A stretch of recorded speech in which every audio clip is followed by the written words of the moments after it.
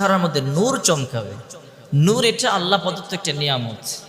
মানুষ কালো হোক সুন্দর হোক, যার চেহারার মধ্যে নূর আছে দেখতে খুবই ভালো লাগে, খুব মায়াবী মনে হয়, চেহারাটা খুব মিষ্টি মনে হয়। আর যার চেহারার মধ্যে নূর নাই দেখতে ভালো লাগে না। এটা কালো মানুষ, চেহারায় নূর আছে দেখতে খুবই ভালো লাগে। এটা সুন্দর মানুষ, তার চেহারার মধ্যে নূর নেই, দেখতে ভালো লাগে না, কেমন যেন ফ্যাকাশে ফ্যাকাশে মনে হয়, একবার দেখলে দ্বিতীয়বার তাকাইতে মনে হয় না। সেজন্য নূর এটা আল্লাহ প্রদত্ত একটা নিয়ামত। সূরা ইনফিতরের ৫ নম্বর আয়াতে আল্লাহ পাক রব্বুল আলামিন বলেন, ফি আই সূরাতিম মা শাআ রাক্কাবাক, যিনি তোমাকে তার ইচ্ছে মতো আকৃতি দান করেছেন। কাউকে আল্লাহ কালো বানিয়ে আল্লাহ খুশি হয়েছেন, কাউকে সুন্দর বানিয়ে আল্লাহ খুশি হয়েছেন। যে কালো সেও আল্লাহর উপরে সন্তুষ্ট থাকা লাগবে, যে সুন্দর সেও আল্লাহর উপরে সন্তুষ্ট থাকা লাগবে।